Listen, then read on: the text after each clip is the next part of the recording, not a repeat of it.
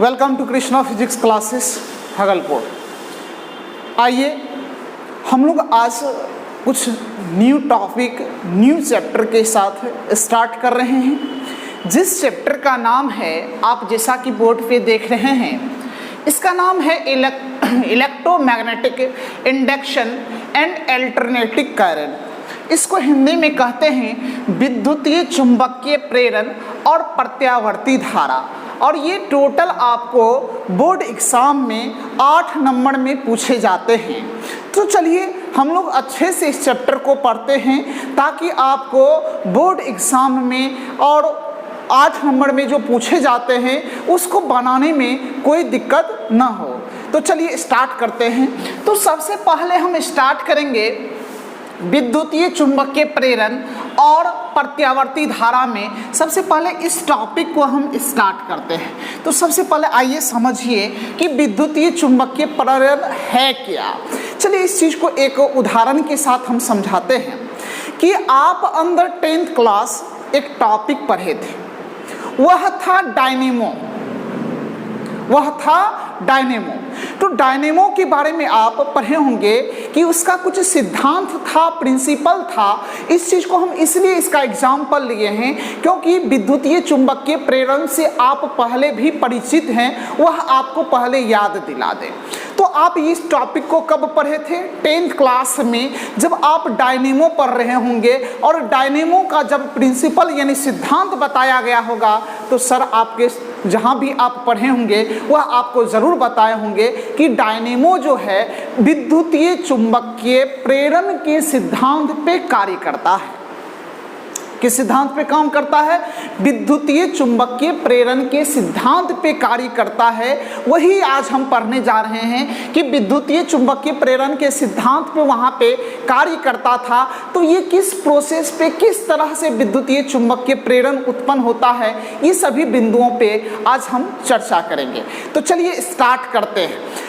तो कोई भी मैग्नेट जो होता है किसी कॉइल के साथ सापेक्षिक गति में होता है, तो इस कंडीशन में वहाँ पे प्रेरित विद्युत वाहक बल उत्पन्न हो जाता है। जो प्रेरित विद्युत वाहक बल जो है वह धारा को प्रोड्यूस कर जाता है। तो इस कंडीशन में हम कहते हैं कि जब विद्युतीय चुंबकीय प्रेरण की घटना किसी भी डायनेमो में हो रहा था तो वहाँ पे करंट को प्रोड्यूस कर दिया था। तो कैसे था ये, इस चीज़ को समझिए। अब डायनेमो के अंदर में कॉइल लगा होता है, उसके चारों ओर मैग्नेट होते हैं। तो वह जैसे ही क्या करता है, रोटेट करता है, उसको हम लोग घुमाते हैं तो वहाँ पे कॉइल और मैग्नेट दोनों घूमने लगता है। चाहे आपका कॉइल घूमे और मैग्नेट स्थिर रहे या मैग्नेट स्थिर रहे और कॉइल घूमे, दोनों ही कंडीशन में प्रेरित विद्युत वाहक बल जो होता है उत्पन्न होता है, जिसकी वजह से करंट उत्पन्न होती है। एक छोटी सी एग्जांपल और हम आपको बताते हैं, ध्यान दीजिए। मान लीजिए, आइए समझिए,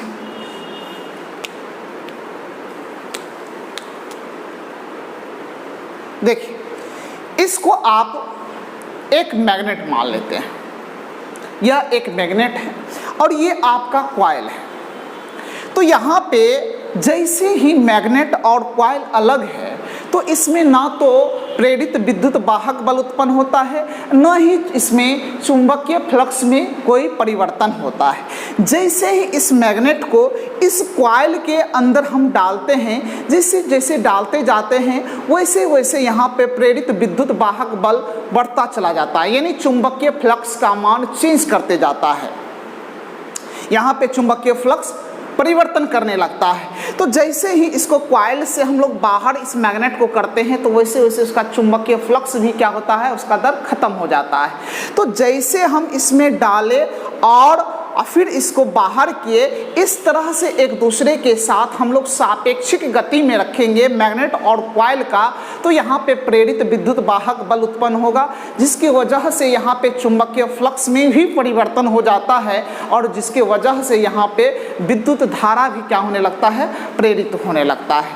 तो आइए इस चीज़ को हम अच्छे से इस चैप्टर को पढ़ेंगे और यहाँ पे विद्युतीय चुंबकीय प्रेरण की हम लोग चर्चा करेंगे। तो आइए स्टार्ट करते हैं।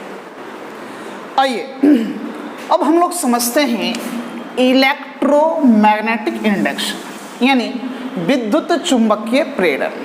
तो विद्युतीय चुंबकीय प्रेरण क्या होता है अभी जस्ट बताएं।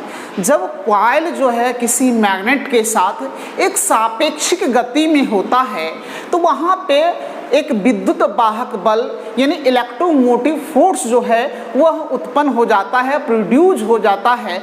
इस घटना को ही हम लोग क्या कहते हैं, विद्युतीय चुंबकीय प्रेरण कहते हैं।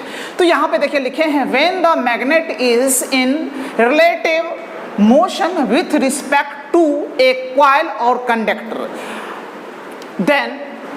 then induced electromotive force is produced, then this phenomenon is called क्या होगा, इलेक्ट्रोमैग्नेटिक इंडक्शन।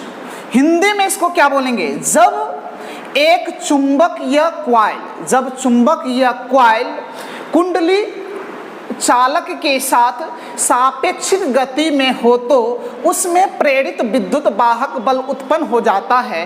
तो इस प्रकार की घटना को ही क्या कहते हैं, विद्युतीय चुंबकीय प्रेरण कहते हैं। जब किसी कॉइल के साथ मैग्नेट को हम लोग सापेक्षिक गति में रखते हैं तो इस अवस्था में प्रेरित विद्युत वाहक बल उत्पन्न हो जाती है।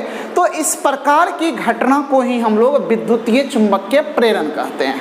याद रखिएगा, जब कोई जो है, जब एक चुंबक या कॉइल मतलब कुंडली या चालक के साथ सापेक्षिक गति में होता है तो प्रेरित विद्युत वाहक बल उत्पन्न हो जाता है।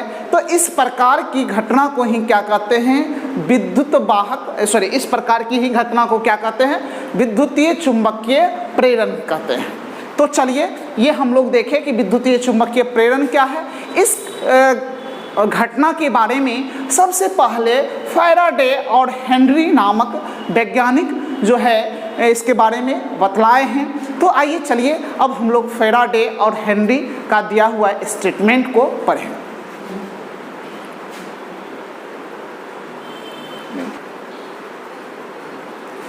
आइए ध्यान दीजिएगा बाबू, अब हम लोग का चूंकि इस एक्सपेरिमेंट को, विद्युतीय चुंबकीय प्रेरण की घटना को सबसे पहले जो है अध्ययन किए थे वो था आपका फैराडे और हेनरी साहब। ये पहला एक्सपेरिमेंट ये बतलाया, जरा सुनिए। जैसा कि आप यहाँ पे देख रहे हैं एक सर्किट है, इस सर्किट में ये कॉइल लगा हुआ है और यहाँ पे एक लगा देते हैं मूविंग कॉइल, गैल्वेनोमीटर लगाते हैं। आपको पता है कि गैल्वेनोमीटर यदि सर्किट में छोटा सा भी करंट यदि फ्लो करता है तो वहाँ पे उसके डिविएशन यानी विचलन के द्वारा यह प्रदर्शित कर देता है कि इस सर्किट में कुछ ना कुछ क्या है, करंट है। आइए इस चीज़ को समझिए। अभी यहाँ पे आप देख रहे हैं कि कोई बैटरी अभी लगा हुआ नहीं है, फिर भी इस सर्किट में आप करंट को प्रोड्यूस कर सकते हैं। वह कैसे, तो वही घटना कहलाता है विद्युतीय चुंबकीय प्रेरण के द्वारा। तो ये कैसे होता है यार, जरा सुनिए। यह हम एक कॉइल ले लिए और यहाँ पे एक मैग्नेट है, समझिए यह एक मैग्नेट है और ये मैग्नेट का नॉर्थ पोल है और ये मैग्नेट का साउथ पोल है। बात समझिए। अब मैग्नेट को क्या किए, पहले ये कॉइल से बहुत दूर है तो इस कंडीशन में ना तो इसमें चुंबकीय फ्लक्स में कोई परिवर्तन होता है और ना ही इसमें विद्युत वाहक बल उत्पन्न होता है। बात समझ गए। अभी मैग्नेट बहुत दूर है और कॉइल यहाँ पे है, दोनों एक दूसरे से अभी कोई रिलेशन में नहीं है, न ही एक दूसरे के साथ कोई सापेक्षिक गति में है, तो ना ही यहाँ पे चुंबकीय फ्लक्स में परिवर्तन होगा और ना ही यहाँ पे प्रेरित विद्युत वाहक बल उत्पन्न होगा। तो हम क्या करेंगे, इस मैग्नेट को लिए और इसके साथ सापेक्षिक गति में जैसे जैसे इसके अंदर जाते गए तो वैसे वैसे इसका चुंबकीय फ्लक्स का मान क्या होते गया, बढ़ते चला गया और चुंबकीय फ्लक्स का मान जैसे जैसे बढ़ता गया वैसे वैसे प्रेरित विद्युत वाहक बल भी उत्पन्न होने लगा। तो जैसे यहाँ पे दिए तो सुई जो है थोड़ा सा घसका, पूरा अंदर कर दिए तो इसका डिविएशन का उसका मान भी क्या हो गया, बढ़ता चला गया। तो बात को समझिए, जैसे यहाँ पे मैग्नेट है तो यहाँ पे थोड़ा सा चुंबकीय फ्लक्स उत्पन्न हुआ, जैसे पूरा अंदर किए तो चुंबकीय फ्लक्स का मान बढ़ गया, फिर बाहर किए तो चुंबकीय फ्लक्स का मान घट गया। तो यदि कंटिन्यू इसके अंदर में हम लोग रिलेटिव मोशन में रखें तो यहाँ पे लगातार चुंबकीय फ्लक्स में परिवर्तन होगा और प्रेरित विद्युत वाहक बल भी क्या होगा, उत्पन्न होगा, जिसकी वजह से यह सुई जो होगा वह क्या होने लगेगा, घूमने लगेगा। और जैसे ही सुई घूमा तो इसका मतलब है कि इस सर्किट में हम लोग का प्रेरित विद्युत वाहक बल उत्पन्न हो गया है, यानी इसमें करंट जो है आपका प्रवाहित करने लगा है। अब एक छोटी सी एग्जांपल आप घर पे भी कर सकते हैं। एक कॉइल ले लीजिएगा या इसी के ऊपर ये तार को लपेट दीजिएगा। इतना मोटा आपको ये प्लास्टिक नहीं लेना है, पतला वाला प्लास्टिक ले लीजिए और उसके ऊपर कॉइल को लपेट दीजिए और दोनों छोर के पे कॉइल के एक जो आपका बल्ब होता है, छोटा वाला जो एलईडी बल्ब होता है, उसको जोड़ करके और इस मैग्नेट के अंदर इसको अंदर मैग्नेट डाल करके इसको कवर को बंद कर दीजिए। अब फिर आप जोर जोर से इसको हिलाइए। जैसे जैसे जोर जोर से आप हिलाइएगा तो वहाँ पे आपको वह जो बल्ब है वह आपको जलता हुआ दिखाई देगा। अब बताइए, यहाँ पे कोई बैटरी नहीं है फिर भी यह बल्ब जल रहा है, इसका मतलब है कि वहाँ पे प्रेरित विद्युत वाहक बल उत्पन्न हो गया है, वहाँ पे करंट उत्पन्न हो गया है। और किस कंडीशन में उत्पन्न हुआ है, जब ये कॉइल के साथ जो मैग्नेटिक सापेक्षिक गति में है, इस वजह से वहाँ पे करंट जो है विद्युत वाहक बल के रूप में प्रेरित हो गया है। तो समझो, जैसे इस मैग्नेट को इसके अंदर डाले तो चुंबकीय फ्लक्स परिवर्तन करने लगेगा, जैसे जैसे अंदर डालेंगे वैसे वैसे इसका चुंबकीय फ्लक्स में का मान बढ़ता चला जाएगा। फिर इसको जैसे दूर लेके जाएंगे तो चुंबकीय फ्लक्स का मान घटता चला जाएगा। और मन में होगा कि सर मैग्नेट को इसके अंदर बीच में दे करके छोड़ देंगे तो क्या प्रेरित विद्युत वाहक बल उत्पन्न होगा? तो इस कंडीशन में प्रेरित विद्युत वाहक बल उत्पन्न नहीं होगा जब तक कि मैग्नेट कॉइल के साथ सापेक्षिक गति में ना हो। बात को आप समझ गए होंगे। जैसे कि आप देखते होंगे डायनेमो और मैग्नेट दोनों तो साथ ही रहता है, तो लेकिन वहाँ पे जब आप मशीन को या उसको हम घुमाना बंद कर देते हैं तो इस अवस्था में वहाँ पे करंट कोई प्रोड्यूस नहीं होता है। जब उसको हम रिलेटिव मोशन में लाते हैं घुमा करके, उस कंडीशन में प्रेरित विद्युत वाहक बल उत्पन्न होता है जिसकी वजह से करंट को प्रोड्यूस करता है। ये सभी चीज़ को इंपॉर्टेंट पॉइंट में हम लिखाएंगे। तो यहाँ पे देख लीजिए, जब इसको हम लोग इसके नज़दीक लाए तो यहाँ पे चुंबकीय फ्लक्स में परिवर्तन होने लगा। ये जो एरो का साइन इसमें दे दिए हैं, ये चुंबकीय फ्लक्स में ये क्या कर रहा है, परिवर्तन हो रहा है, यानी चुंबकीय फ्लक्स इसमें उत्पन्न हो रहा है। किस कंडीशन में? जब इसको मैग्नेट को हम इसके अंदर लाए और ये जो सुई है गैल्वेनोमीटर का यह भी घूम जाती है। तो ये किसका एक्सपेरिमेंट है? सबसे पहले ये फैराडे हेनरी साहब किए थे। तो क्या कहते हैं फैराडे हेनरी साहब, इस चीज़ को देखिए। फैराडे और हेनरी नामक दो अलग अलग वैज्ञानिक ने जब एक मैग्नेट को एक कॉइल के पास लाया तो उसमें लगे गैल्वेनोमीटर के विचलन को प्रदर्शित करने लगा। जब उसे दूर ले जाया गया तो गैल्वेनोमीटर का विचलन भी समाप्त हो गया। मतलब क्या हुआ, जब इसको नज़दीक लाइएगा तो गैल्वेनोमीटर का सुई घूमेगा और जैसे ही इसको लेके दूर चले जाइएगा तो इसका विचलन भी क्या हो जाएगा, खत्म हो जाएगा। ये कहते हैं फैराडे और हेनरी साहब कि विचलन भी क्या हो गया, समाप्त हो गया।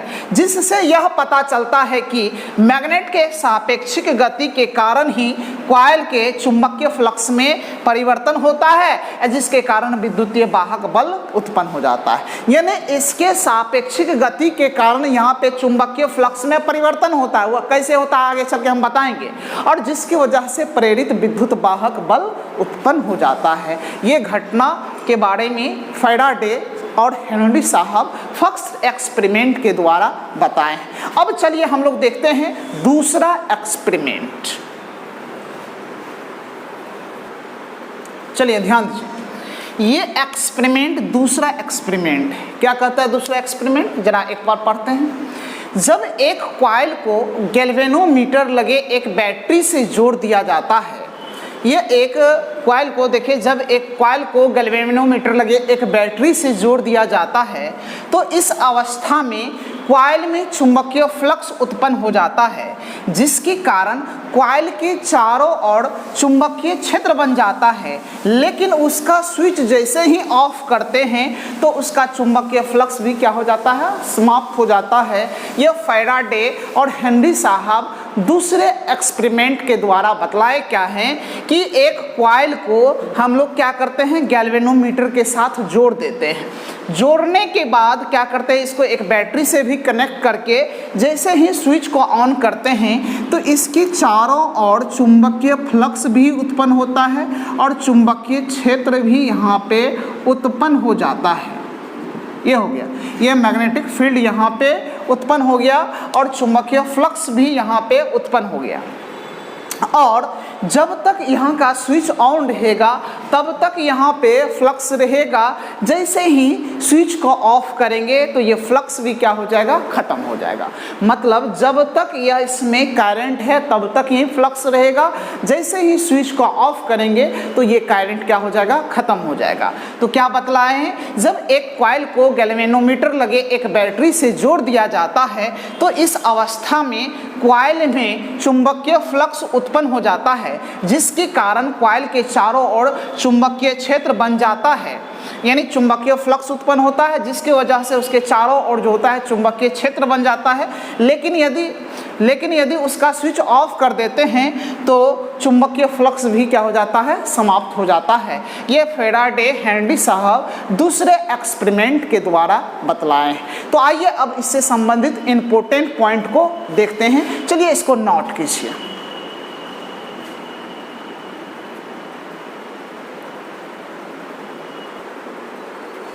आइए ध्यान दीजिए, अब हम लोग बात करें इंपॉर्टेंट पॉइंट, यानी फैराडे का जो एक्सपेरिमेंट पढ़े उससे संबंधित हम लोग इंपॉर्टेंट बात करें। कुछ महत्वपूर्ण बातों पे हम लोग चर्चा करते हैं। क्या है पहला पॉइंट, अभी सभी चीज़ को हम बताएं कि जैसे मैग्नेट को हम लोग कॉइल की ओर ले जाते हैं तो चुंबकीय फ्लक्स का मान बढ़ता है। जैसे मैग्नेट को कॉइल से दूर ले जाते हैं तो चुंबकीय फ्लक्स का मान घटता है। जैसे ही मैग्नेट को हम लोग अस्थिर रखते हैं कॉइल के अंदर तो चुंबकीय फ्लक्स में कोई परिवर्तन नहीं होता है। जब मैग्नेट के नॉर्थ पोल के डायरेक्शन को बदल के साउथ पोल कर देंगे तो चुंबकीय फ्लक्स में परिवर्तन की दिशा भी बदल जाती है। तो एक बार मेरे साथ बोलिएगा, जैसे मैग्नेट को कॉइल की ओर लाएंगे तो मैग्नेटिक फ्लक्स का जो वैल्यू है वह क्या हो जाएगा, बढ़ जाएगा। जैसे कॉइल से हम दूर ले जाएंगे तो क्या होगा, मैग्नेटिक फ्लक्स का मान घट जाएगा। जैसे ही मैग्नेट को अस्थिर रखेंगे तो इस अवस्था में चुंबकीय फ्लक्स उत्पन्न नहीं होगा। और जैसे नॉर्थ से बदल के उसके डायरेक्शन को साउथ कर देंगे तो चुंबकीय फ्लक्स में परिवर्तन की दिशा भी बदल जाती है। ये कैसे बदलती है इस चीज़ को हम आगे पढ़ाएंगे। तो आइए देखिए इंपॉर्टेंट पॉइंट क्या लिखे, वही है जब किसी मैग्नेट को कॉइल की ओर ले जाया जाता है तो इस अवस्था में चुंबकीय फ्लक्स का मान जो होता है वह बढ़ता है। पहला ये याद रखिएगा। दूसरा क्या है, जब मैग्नेट को कॉइल से दूर ले जाया जाता है तो चुंबकीय फ्लक्स का मान क्या हो जाता है, घटता है। तीसरा पॉइंट याद रखिएगा, यदि मैग्नेट को अस्थिर रखा जाता है तो कॉइल में चुंबकीय फ्लक्स में कोई परिवर्तन नहीं होता है। यदि मैग्नेट की दिशा नॉर्थ से बदलकर साउथ कर दी जाती है तो चुंबकीय फ्लक्स में परिवर्तन की दिशा भी क्या हो जाती है, बदल जाती है। ये आपका फैराडे और हेनरी एक्सपेरिमेंट से संबंधित कुछ इंपॉर्टेंट बातें थी। आइए इसको आप लोग पहले नोट कीजिए, फिर आगे देखते हैं।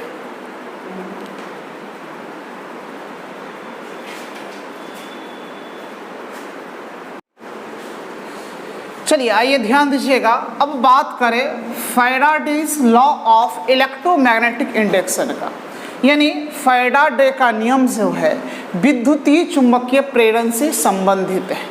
इस चीज़ को समझिए। क्या कहते हैं, फैराडे नामक वैज्ञानिक ने अपने विभिन्न प्रयोगों के आधार पर चुंबकीय प्रेरण से संबंधित दो नियम दिए हैं। बात को समझिए। फैराडे नामक वैज्ञानिक ने विभिन्न प्रयोगों के आधार पर चुंबकीय प्रेरण से संबंधित कितने नियम दिए हैं? 2 नियम दिए।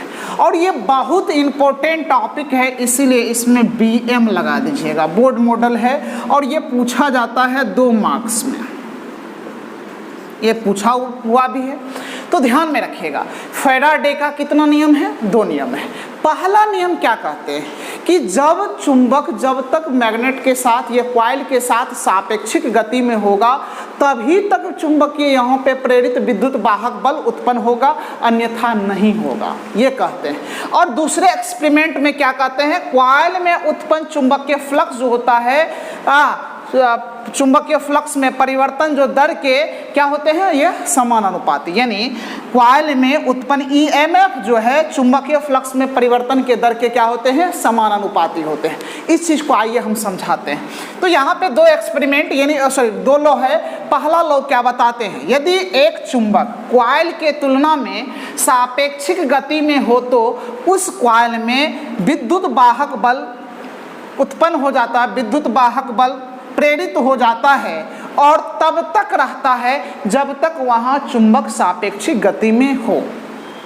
बात समझ गए होंगे कि यदि एक चुंबक कॉइल की तुलना में सापेक्षिक गति में हो तो उस कॉइल में प्रेरित विद्युत वाहक बल तब तक रहेगा जब तक वहां पे क्या होगा? चुंबक सापेक्षिक गति में होगा। साथ ही दूसरा लॉ क्या कहता है? कॉइल में उत्पन्न EMF, कॉइल में उत्पन्न EMF चुंबकीय फ्लक्स में परिवर्तन के दर के समानुपाती होते हैं। सेकेंड लॉ क्या कहता है? कॉइल में उत्पन्न EMF यानी इलेक्ट्रोमोटिव फोर्स, विद्युत वाहक बल, हम पीछे पढ़ा चुके हैं। तो कॉइल में उत्पन्न विद्युत वाहक बल जो होता है चुंबकीय फ्लक्स में परिवर्तन के दर के क्या होता है? समानुपाती। दर का मतलब होता है समय के रिस्पेक्ट में परिवर्तन करना। अब आइए समझिए, ये मान लेते हैं ये कॉइल है,